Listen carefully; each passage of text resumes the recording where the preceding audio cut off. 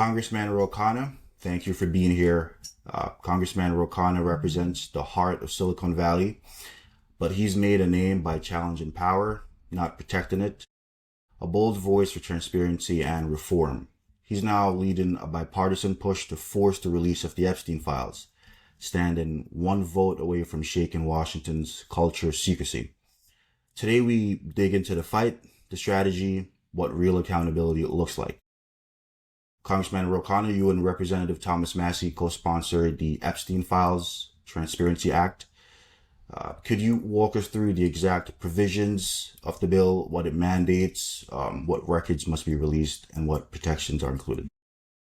Thank you, Brian. The bill calls for the full release of the Epstein Files while protecting the victim's identity.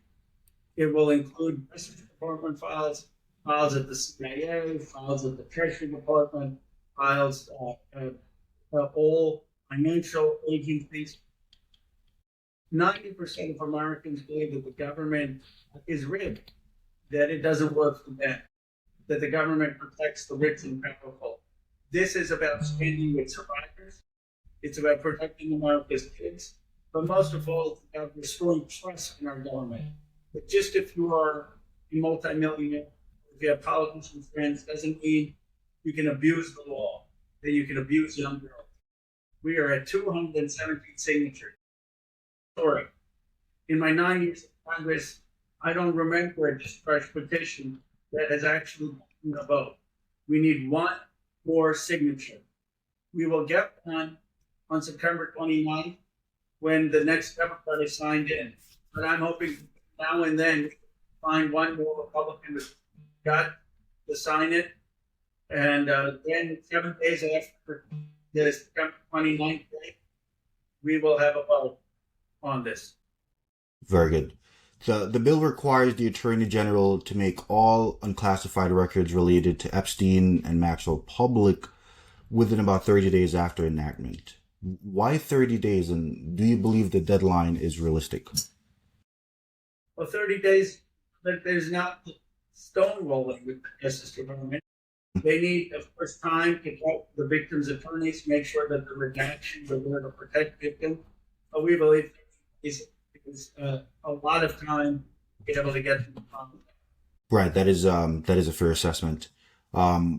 Regarding the victims, what safeguard does the Act include to protect victim privacy, identities, and ongoing investigations? Do you see any need for improvements there? Ryan makes it very clear that all victims' identities should be protected, that the Justice Department should consult with the victims' lawyers, that any explicit point that is too graphic should be redacted. I believe that the bill is comprehensive in protection of victims. But if people want to strengthen that, we can offer an opinion, and that's part of the legislative process. What they shouldn't do is use that as an excuse to vote against or not sign the discharge petition. Right. Because then they're protecting these rich and powerful donors, men who are spoken. Yeah, no, absolutely. That seems to be the position of Speaker Mike Johnson regarding why they need to create an additional bill to essentially do nothing. On the topic of Speaker Johnson, how do you respond to critics, including the Speaker, who argues the bill is reckless, alleging it could release unverified or even embarrassing information and potentially harm innocent people? The Speaker and I came into Congress together. We have a decent rapport on a personal level. Mm-hmm. What I would just say is he was moved by the testimony of these survivors. He is a person of faith. This is about doing justice by those survivors. This is about protecting America's children. And we need the information out. We can protect the victims. And I trust American people to be able to make the decisions. If someone got scholarship money from Epstein or funding from Epstein, that's very different than rich and powerful men who engage in use of women. And we need transparency. Very good. You are one signature shy of the 218 needed for the discharge petition. Do you know which member or members you are targeting, and what arguments are resonating with those holdouts? Yes, we're targeting 3 to 4 Republicans, but I'm not going to tell you the names. If I did, the Trump would be calling them the next day in the White House. But what we're talking about is this: we could be heroes. Imagine being 118 story and being the hero. And finally, that's the Epstein Files to come out. Finally, stand with the survivor of justice who stands with protecting America's children. We are confident we will get that on September 29th. Mm-hmm. The vacant seat in Grijalva is filled, and that member is sworn in. But like I said before, that member is sworn in, there's an opportunity for someone to be a hero and get that 208 signature tomorrow. Absolutely. We would love to be able to divulge further once that timeline is passed, and you could divulge a little bit more on what those discussions are like.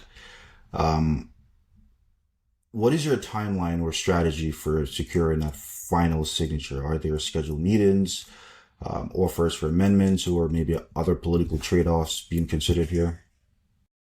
Well, like I said, we know we're going to get that signature on September 29th.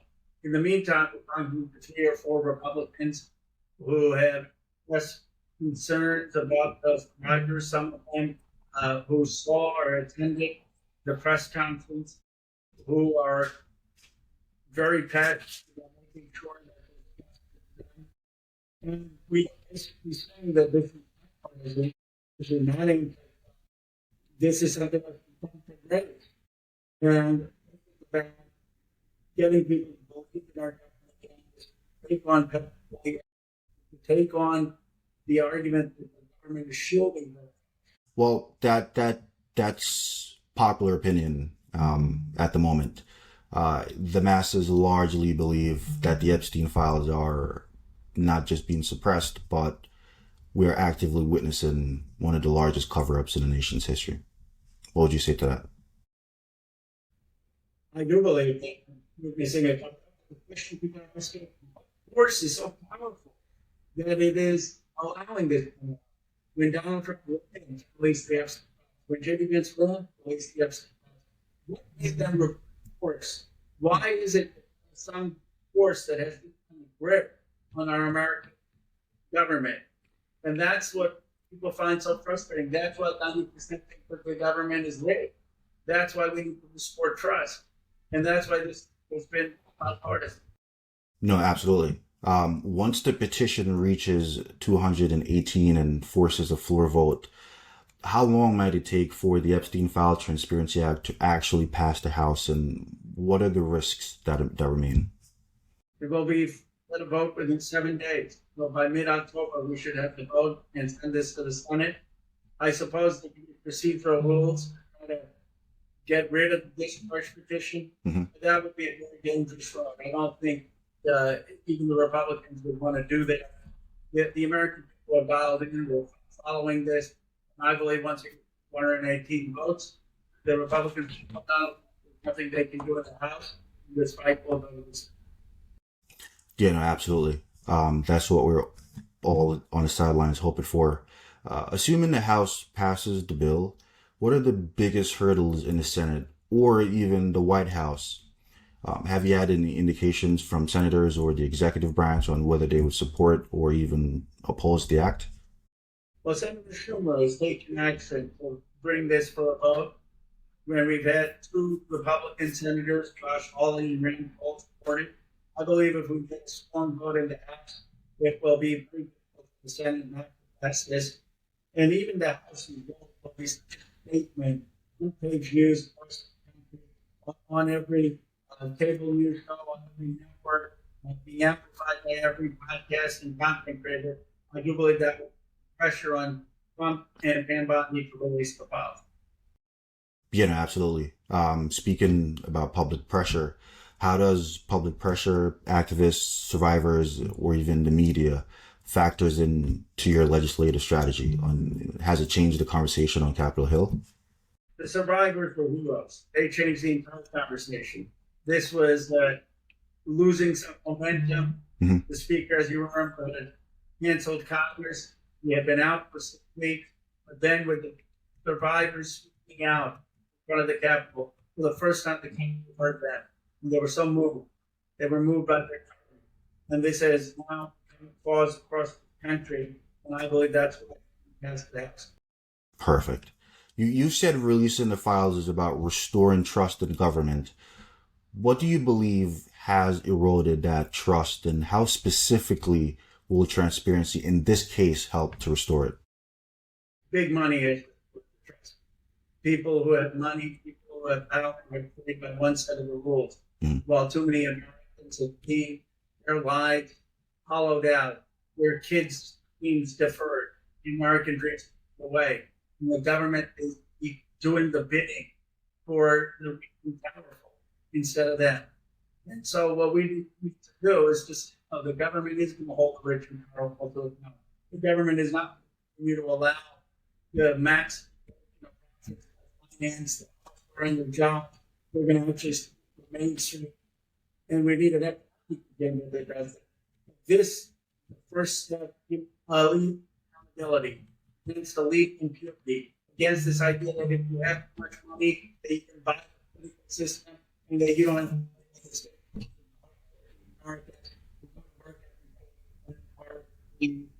rules. Yeah, no, absolutely. That's a very powerful statement. I think this question is sort of... Sorry, we have to be here. You want to do like a full outro? Yeah, no, certainly. We could always... Question? All right. I think this is the question that everyone wants to know. What do you expect to be revealed in the Epstein Files that is not public already? Certain identities, documents, or even new investigations? Or what surprises might be in store for the public? Well, we know, because the victim's attorney has seen in the files that there are hundreds of men who either engaged in the cover-up of what Epstein did, engaged in laundering to Epstein, or participated in the harming of women and illegal act. And those identities we reveal. And I don't care if Democrats on the left or the right. They need to be exposed. They need to be held accountable. Absolutely. And they will be. Those files are released. Absolutely. We already saw British ambassador resign because of the police. And he was a technical liberal, paper person. So this is not partisan. This is going to hold powerful people to account, who abuse women, who abuse power, and who abuse our government, who have eroded trust in the American institution. Yeah, no, absolutely.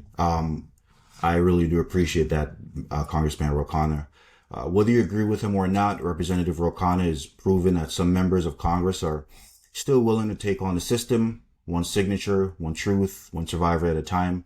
If the Epstein files are truthfully unsealed today, we do hope that we all get to see not just the Republicans, but Democrats that are currently on the file brought before the public, and history will remember who demanded daylight and who hid in the shadows. Congressman Ro Khanna, thank you again for being here. I do appreciate it. And until next time.